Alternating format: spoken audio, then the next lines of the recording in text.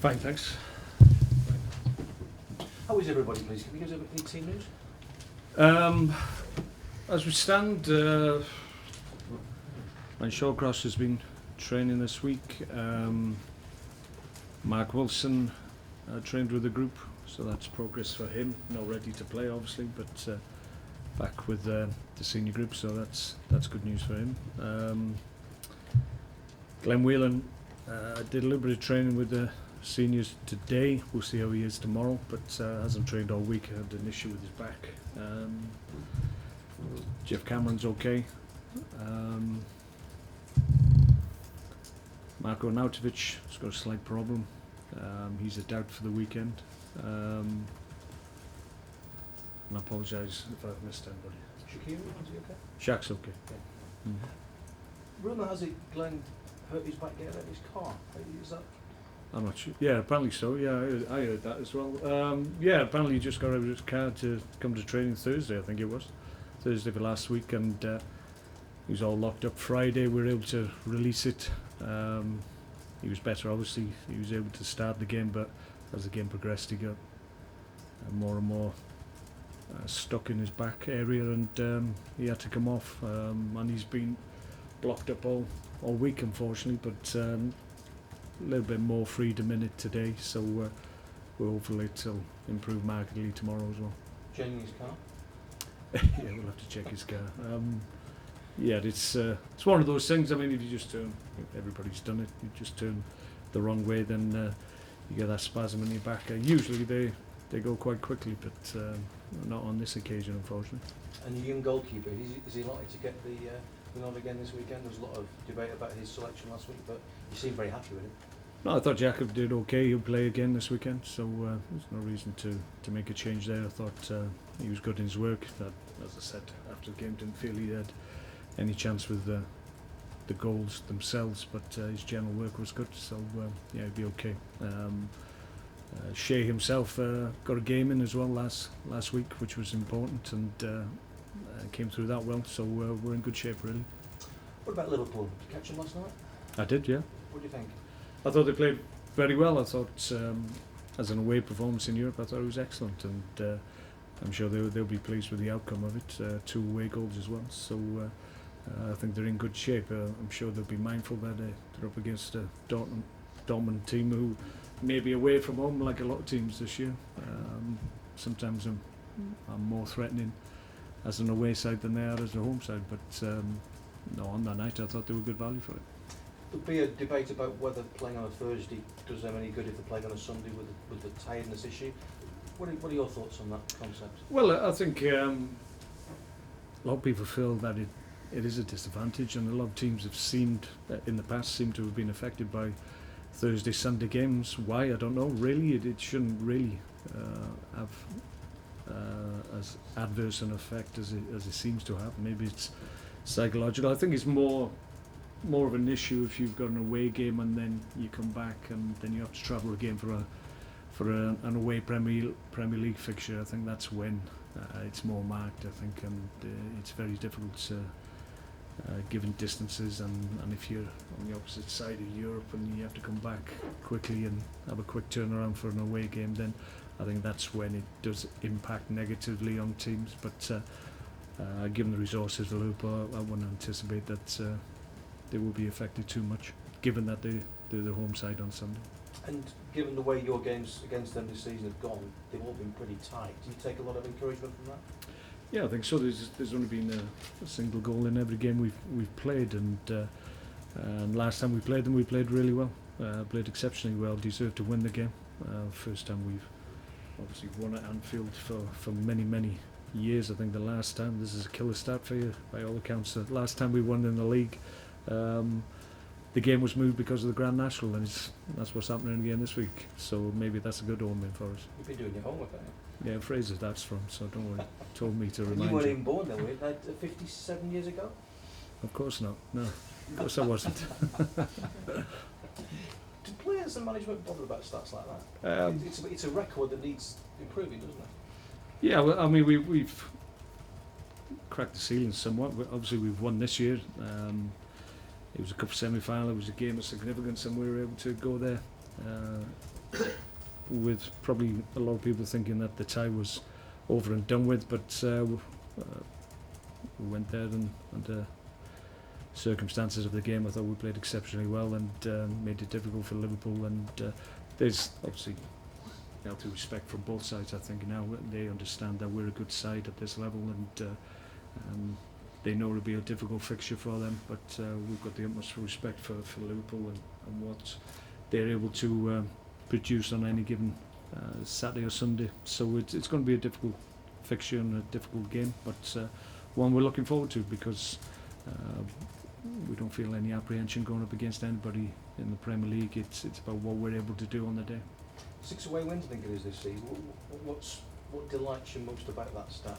The fact that you can go away and come back with 3 points. Yeah, well, I think we got the tools to be able to do that. I think this year more than many. I think for whatever reason, I've got an idea of the reasons, that home form is more difficult to sustain. Away from, you get a little bit more time and space, and maybe it's the consequence of people having a little bit more respect for us at home, so they set up their teams a little bit more defensive minded when we face teams at the Britannia. Away from home, obviously the onus is on them as the home team to come out and entertain their public, and we've benefited from that on our travels. 6 away wins is the most we've ever had in the Premier League, so we're delighted with that. Initially, when I first came here, it was very, very difficult to get points on the board. We struggled for quite some time in my first year to get any wins. I think we had one in the early months of my first season, and then it took us right to the end of the season to get a second one. So we've improved markedly, obviously, away from home. And what about targets now for the rest of the season? I mean, you're on 47 points, I think the highest return at this stage in the season. Where would you like to get to this season?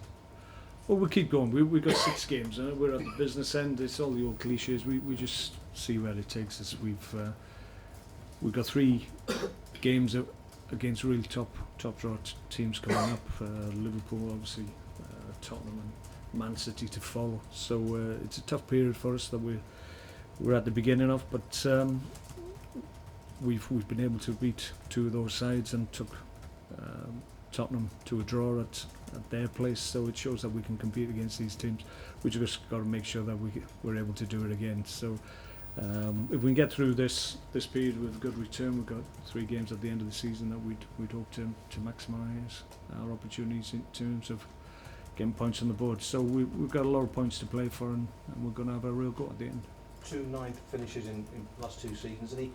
Any reason to think you couldn't get a bit higher and even push it to Well, 6? we need to probably get. Ideally, we'd love 6 wins. How realistic that is, you don't really know.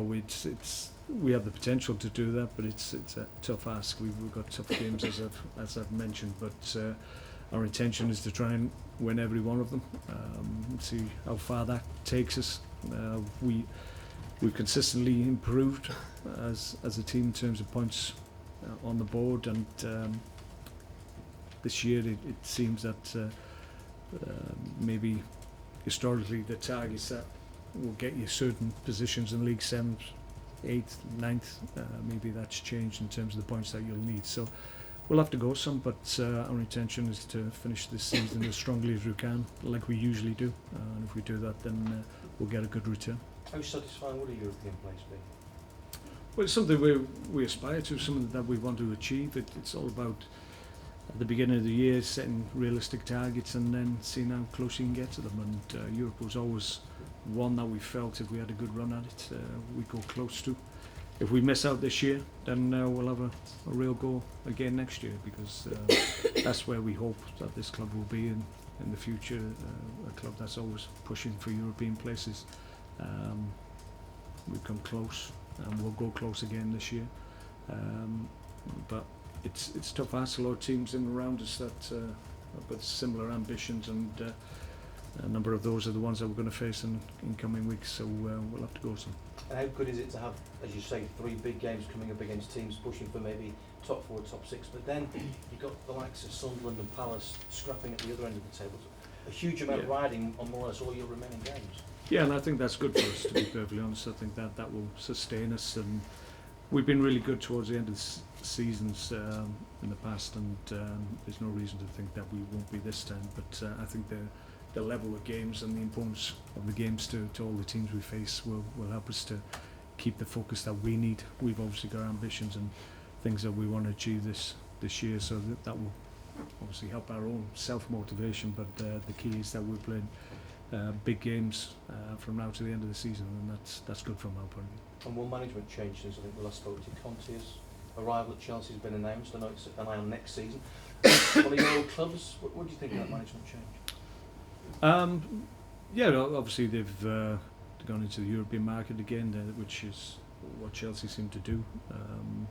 I think Gus Edinka obviously maybe give an indication that he wasn't going to carry on, because I thought he'd done an excellent job, and I would have thought that would have been maybe the obvious decision to make, but maybe discussions have taken place between Gus and Chelsea, and there was never any intention of him going on any longer. So obviously they've gone with a guy who's got good reputations, won trophies, and we'll see how he does in the Premier League.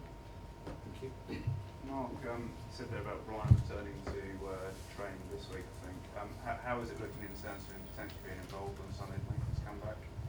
Well, he's had a good week. Obviously, he's been with the physios prior to that, and it's always about whether or not he can cope with the work that we give him in terms of reaction after having done intense sessions. But he's come through all that. It hasn't been a problem this week, so obviously he's available. I did speak earlier on in the week in terms of maybe giving him the opportunity to play before he comes back into the group, but given how he's progressed this week, I don't think there's a need for that, so he's in my thoughts for the weekend. And you mentioned Mark going out, but he picked up some kind of problem. What exactly? Well, he twisted his knee, unfortunately, and I think you probably remember in the first half last week when he went over. It was a foul, actually, he wasn't given, but he jarred his knee, and obviously after the game he was a little bit of a problem, and he's just still got a little bit of discomfort there. It might be a little bit soon for him this weekend. We hope he's going to be okay, but we'll give him as much time as we can leading into the game. If he's not available, then we're very hopeful he'll be okay for Tom. No, Glenn's out with the physios. He's progressing well. He's absolutely on track. He's comfortable with the knee. There was obviously an impingement.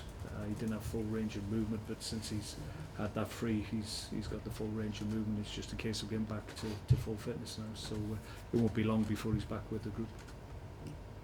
Okay, folks. Okay. Thanks guys. Thanks.